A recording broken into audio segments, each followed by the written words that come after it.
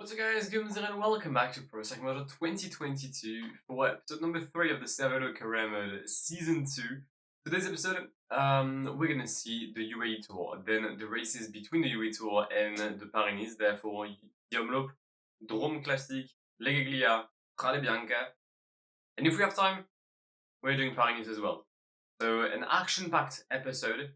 Hopefully we can get a few wins and try to make a World Tour challenge. And the UAE Tour begins with the best discipline there is. Psych, it isn't. It's the team time trial. I don't know what to do, but we're gonna figure it out. We're having a stinker due to my riders being stupid. Because 4 of them are dead, the rest are alive.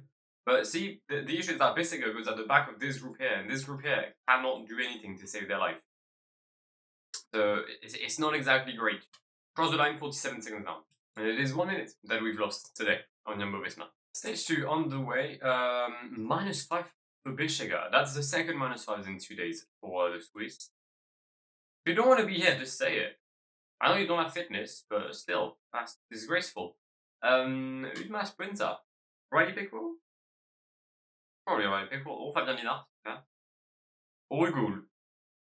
Probably Gould.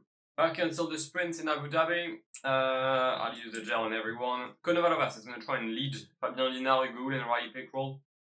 I may have launched too late, Mr. Konovalovas. Yeah. I'll try and find a gap for Fabien Linard, Gould, and Pickrell. Come on, go on the left, brother. Thank you. Fabien Linard, oh, for fuck's sake, who are you then? Ryan Mullen, you're an enemy of the state. You just are.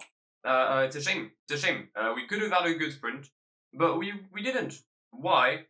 Well, because of Ryan Mullen. Not as good as it was for McNulty yesterday, but it's a +1 nonetheless. It's a -2 for Gould though. This disappointing day for the supporting cast. Hopefully we won't struggle as much as we did yesterday. Hopefully Ryan Mullen doesn't appear in the finish of the Jebel Hafeet. If he does, I'm gonna have to ask a lot of questions about the abilities of the Irish rider. And here starts Jebel Hafeet. I'm gonna try and play this cautiously. I've got a good start, but there's probably better riders here on the UAE Tour. Ben Nadal, one of them. Uran has gone 2 years? Fucking hell. What year is this? 2014. We've got Woods, Hindley. Yeah, we've got decent riders all around. I'm going to try and be cautious, but I think we can probably finish within 20 seconds of the win. 3.6k to go. Julien Alaphilippe is the one leading right now, but he's attacked twice already, which I think is probably going to be too much for Julien. There we go, he's going to get caught. Is Remco here? No, but there's Mattia Cataneo, I guess. Okay, well, I guess there's no Mattia Cataneo anymore. We're not exactly well placed. Who's this? Christophe Laporte is there. Go on, sir. 2.2k to go. It is Giant Lead that leads over Julien Alaphilippe. Nika Sant. Okay, sure. Nika Sant was in the top 3 with 1.5k to go in Jebel Hafeet. Why not? But the climb is going to end. Juan Ayuso is most likely going to take the win. 82.80 for Juan Ayuso. That's horrendous to see. Eddie Dunbar comes in second place. Brandon McNulty, can he hold on to third, or am I going to get jumped by Rigo Uran? It is third place for Brandon McNulty, gets in there. -4 for Uran on the stage that would have suited him. A bit disappointing. +4 for Bissiger though. Should we do something in Hatadam? Depends on the finish. It depends on which variant has been used. But we could potentially do something right. Brandon McNulty is still 53 seconds down. He's now 43rd in the GC after yesterday's stage. Gonna guess not many gaps were given. Okay. So the first one dropped was Sylvain Didin, 66th place. Cool. Lovely. There's been a crash right before the final 5 kilometers of this stage. Ignatas Konovalovas is one of the riders involved. Sadly, I can't really care. So they'll just have to figure it out. Hugo has led the team to a very good position. Very good. It's a withdrawal for Michael Viag. That's quite sad for the team UAE Emirates. But they've got 2 wins already, so right, just enjoy what you've got. Fabien Linard is going to launch as well. Well, he's accelerate quite nicely. Bissiger, McNulty in the wheel. Who's directly there? That's Hugo. Perfect. He's exactly where I want him to be. That's like in a position where people could jump in his wheel maybe. and they'll think he's good where he isn't. McNulty is going to try and jump towards the line. Brian McNulty on his own towards the win in Hatadam. Dominant. And could it even be a 1-2 maybe? Could Bissega jump Oldani? No, he can't. Oldani gets beat. Stage number 4. Sprinting wise, difficult. -4 for Hugo, -1 for Brickroll. Sorry, Brickroll. +1 for Bissega and Lienard.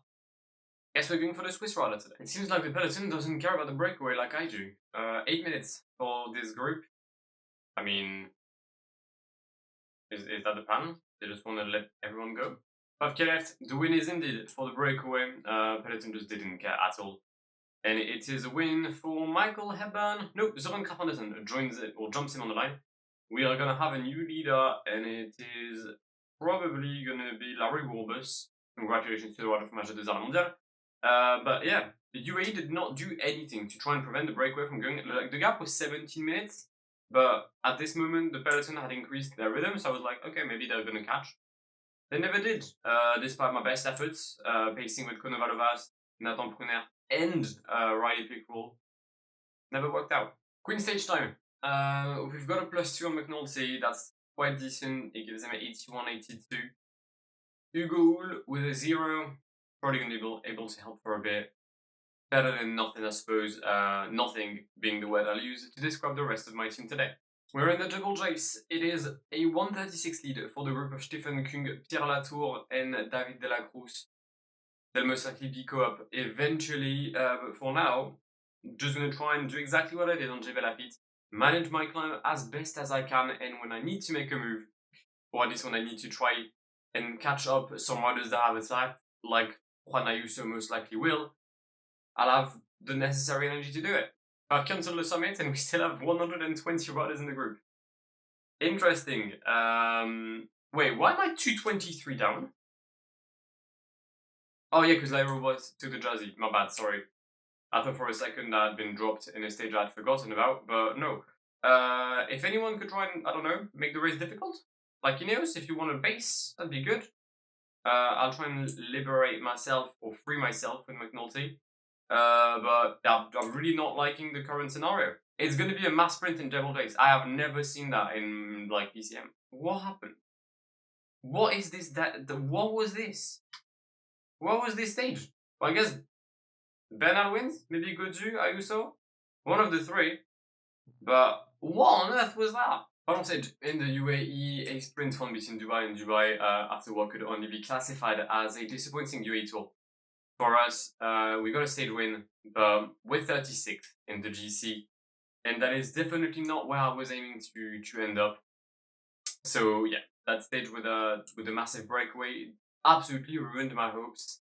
Disappointing, and also the Jebel Hafeet stage, which was remarkably odd. I don't recall this ever happening, but I guess we've got a final chance today for the sprint. Fabien Lienard got a +4, that only gives him a +1 in sprint. Hugo also has a +4, that gives him a +3 in sprint, so both my riders have 75 sprints. None of you could decide who's better. 5k to go in this final stage. Nathan Pruner is bringing everyone back at the front here.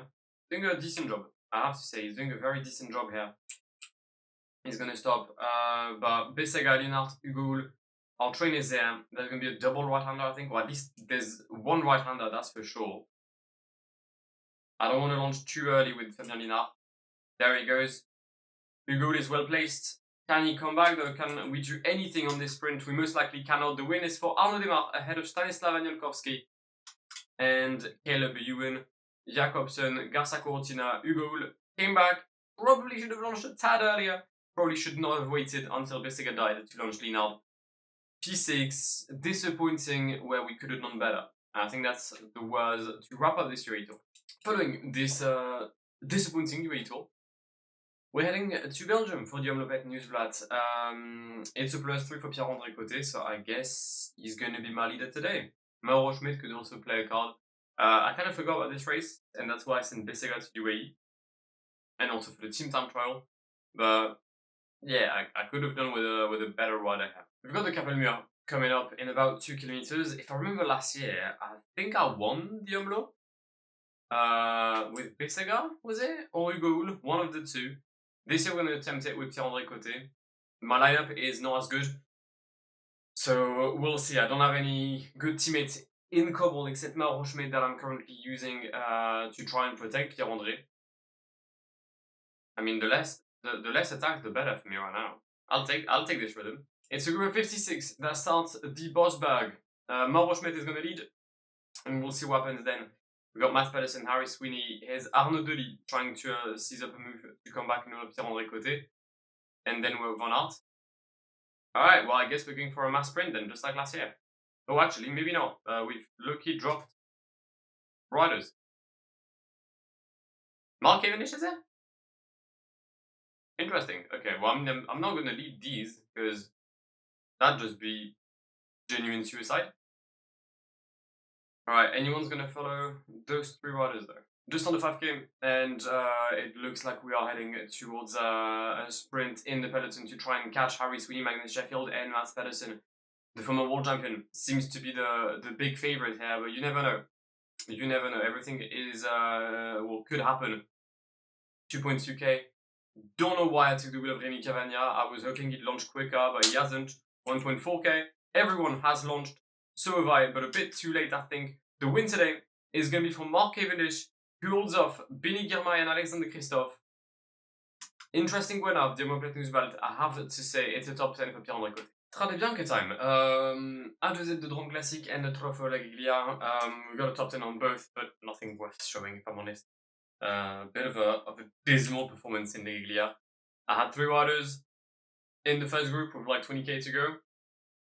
And they all got dropped, despite pacing 99. So that was clearly fun. But yeah, Strade Bianche, historically, it's a race I like. We've got a +3 on Schmidt, +3 on McNulty, +4 on Zukowski, 0 on Hugo.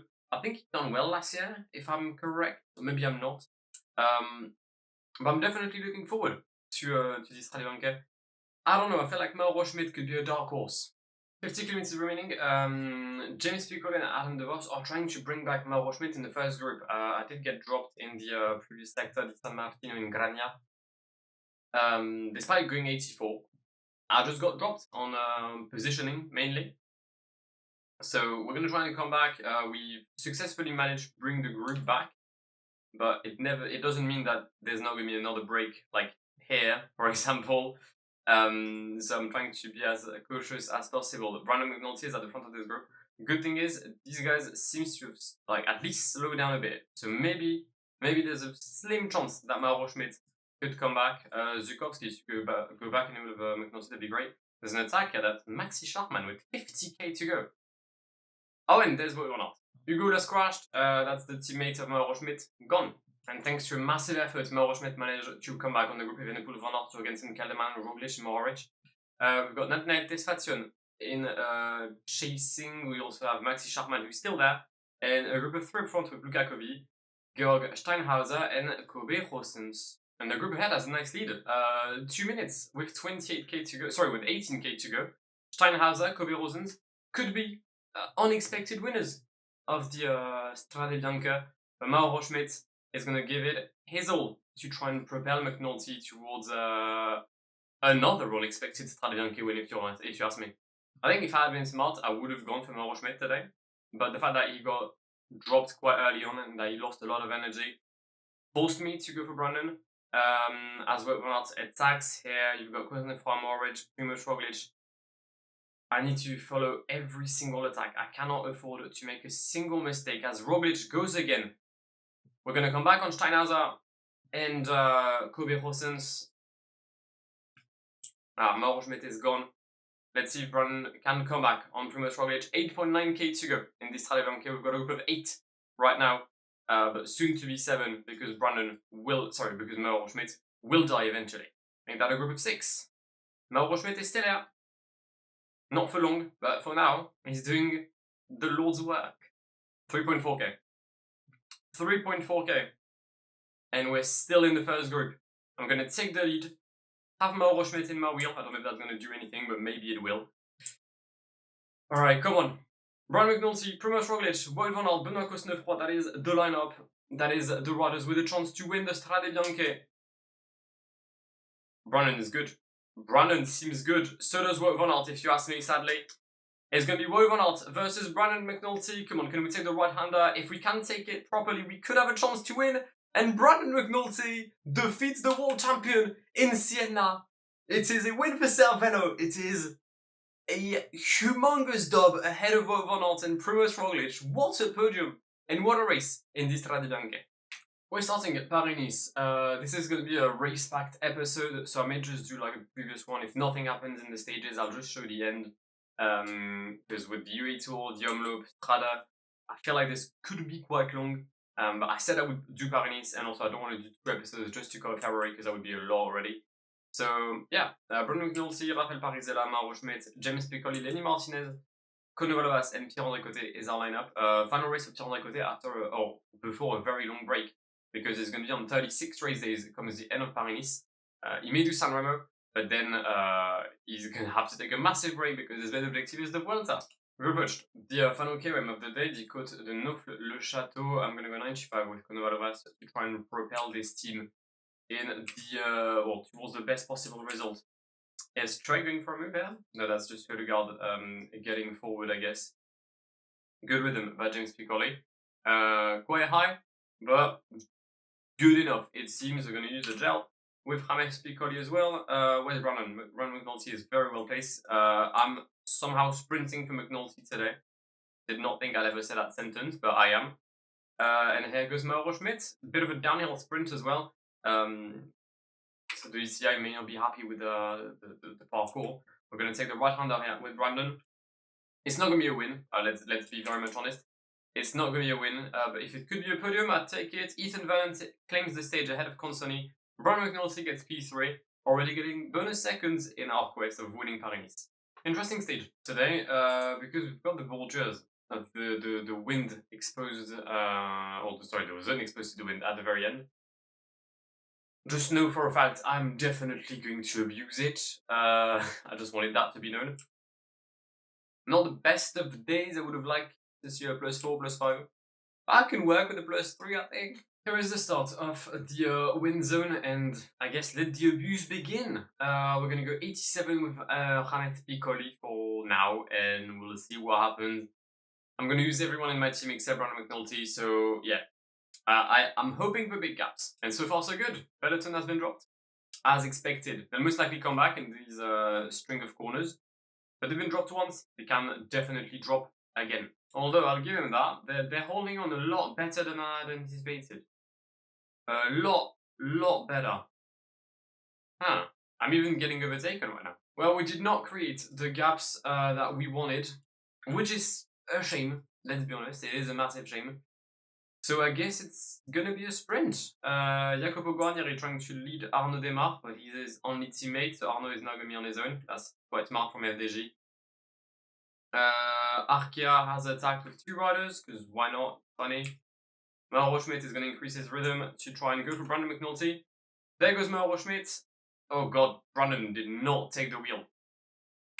Like, he did not at all. But it's not an issue, because McNulty wins the sprint in Chalette-sur-Loing.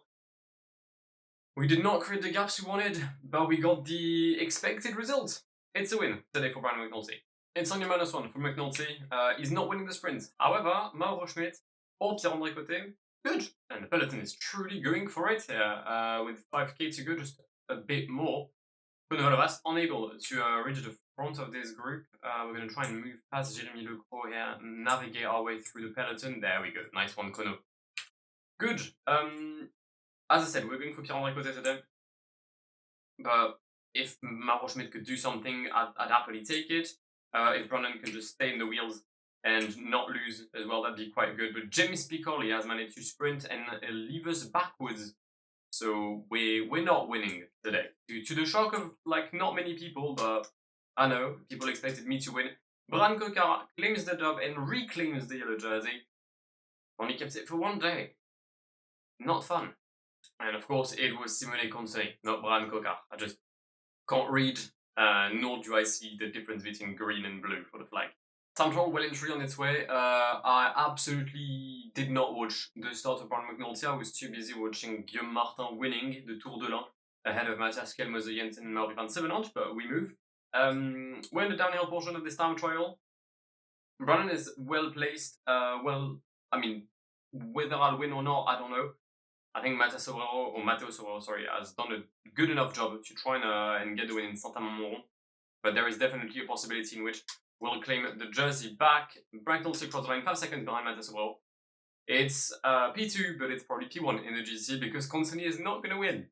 Yet another flat stage, and thank God, because it's a -3 for Brandon McNulty. If you take a quick look at the GC, we've got 26 seconds on Mauro Schmidt, so I'm quite happy with that. There is a mountain stage at the end, I think it's Valdemar-la-Colbiane. And my first mountain opponent is probably Vlasov, who's sitting 107 behind. So, quite confident that we can do something on this Paris. 5k to go. I've disrupted my train just a bit. I hope it's not too big an issue, but I just realized I didn't put James Piccoli where he should have been. Let's go for James Piccoli then. We're sprinting for Mauro Schmidt today. At least I'd like to. Mats Pedersen, I swear to God. Is this really what's happening here? Am I just gonna get blocked for like 15 decades? Well, I guess I am. Arnaud Demar easily wins the sprint ahead of Boigny and Easton Vernon. Yet another bad day for McNulty, but yet another +5 for Mauro Schmidt, who's really carrying the team's hopes and ambitions. Despite -2, nothing really changes for Brandon, so obviously we're going to go for him GT-wise. James Piccoli and Lee Martinez are here as well if I need a sporting cast. Quite confident about this one. And we're going to start the final climb of the day, the Côte d'Oribo. We do have a breakaway. On his own up front is Sylvain Dillier. Behind him is Finn Fischer-Black, the current polka dot jersey, but he did explode in the wheel of Sylvain Dillier, which is not a sentence I thought I'd ever say. But we've got some accelerations in the peloton here. Bob Junkie leading ahead of Turgis de Samitier. Where's Brandon? Dropping a bit. I'm going to try and have him come back at the front. Arnaud very well placed, so is Consoni. Are the sprinters going to make it? Well, I don't know if the sprinters will make it, but what I can tell you is that Mr. Sylvain Dillier did not. We came back at him at the very summit of the second category climb, and we're going to head into the downhill right now. Most likely for Mauro Schmidt, but with this little hill here, I really want to be in a good position. Don't want to be surprised or anything. We're going to use a gel. There is an IS at the very beginning, at the very summit of the climb. So if I see some riders attacking me for no reason, I'm not going to panic because I know why they're doing it. I don't know why the game thinks it's smart, but I guess that's just PCM things. I mean, that's Arnaud Demar just destroyed his hopes of winning the stage for vibes and for 6 points. Mauro Schmidt in the downhill portion, and I reckon this is going to be a nice little 1, 2, at least a 1. Actually, wait, no, shit, it climbs. I had forgotten that it goes up. Mauro Schmidt is going to hold on though, ahead of Arnaud Demar and Brandon McNulty. Gets in there. Time for the Queen stage. It's a +2 for Brandon McNulty. It's a +4 for Mauro Schmidt, who's been on a really good shape, or in a really good shape. If things don't go well for Brandon, then I guess my backup option is right there. We've got Lenny Martinez with 78 Mountain as well today. I'd like to say that it's going to be a walk in the park. It most likely isn't. I'd like to say I could win, and I think I can do it. I've got a 1 minute buffer on the main rifle. And actually, one of my biggest worries is probably going to come into play here. Because it appears the person doesn't care at all about the breakaway. They only care about, I don't know. They don't care about the breakaway, that's for sure. Gap is already 10 minutes after like 40 kilometers, not even. So, yeah. Quite scared that the breakaway is going to destroy my plans. 60k to go, 10 minutes for the breakaway. Gonna struggle. I'm gonna struggle. Lenny doing a stellar job. Gap is now 740. I haven't really taken a look at the breakaway, but I'm gonna be sure that there's some riders that could take the jersey. Bob Jungles. Alright, let me take a look at the slower gap, or the lower gap, sorry. 516, 444. Alright, 444 on Mühlberger, I think, right? Is it Mühlberger? It's 444 on Mühlberger. That's the smallest gap. Well, I can't afford to lose. And I guess the good thing is the peloton has finally started to care about the stage. And despite a high rhythm, the gap has not changed at all in the first 10 kilometers of the climb. Are you good? Don't say it's Mühlberger at the front. Alright, Felix Gall, I can have him. That's fine. Where's Mühlberger? Alright, let's measure a time gap between him and myself. because that's what's really gonna matter. Shit, no. I've panicked. Alright, we're good. Can I measure a fucking time gap? Why can't I measure a time gap? That's so dumb that I have to click away from him. 4:54 is the current gap with Mühlberger. Okay. O'Connor, Bardet, and Micah have also attacked. So has Lutsenko. 2.5k. I've worked a lot today. A lot. And I'm quite scared that it's gonna, like, hinder me. Because we've got this man right here, Benjamin O'Connor, who could prove to be a bit of a dickhead. Haha. What's the gap with him? Alright, he's gonna cross the line at 5:20. And I had... Alright, that's gonna be 1 minute dead. I'm staying ahead. It's a 30-second lead that we'll have heading into the final stage in Nice and Nice. Schmidt has completely lost it. I was pushed in to give everything I have. Everything I had. I guess I just had enough. Final chance for the peloton of Paris to get a win. And it appears that the peloton wants to chase the breakaway. That's a first. Thank you. I may not have to care about the stage for all. Nothing really happened in this stage without a breakaway. That breakaway is going to win. It's going to be a battle between Franck Bonamour and Matteo Cervélo. Cervélo already one time winner on this Paris-Nice. That was the time trial. Yeah, he's got 5k to go. There's no way the peloton is going to come back, meaning that Brandon McNulty is going to win Paris-Nice today. Good. We've won the Down Under. We've choked the UAE Tour, but we've now won Paris-Nice. That's 2 out of 3 World Tour races so far. And we've won Strade Bianche. Could be worse. Franck Bonamour claims the stage on the Promenade des Anglais here in Nice. And as Mauro Schmidt starts his efforts, he's going to propel Brandon McNulty towards a World Tour win today on Paris-Nice. Congratulations, Brandon. Very good episode, if you ask me. A stage win on the UAE Tour, and then GC-wise, well, there was a breakaway that won. Then Drone Classic, we got 3rd.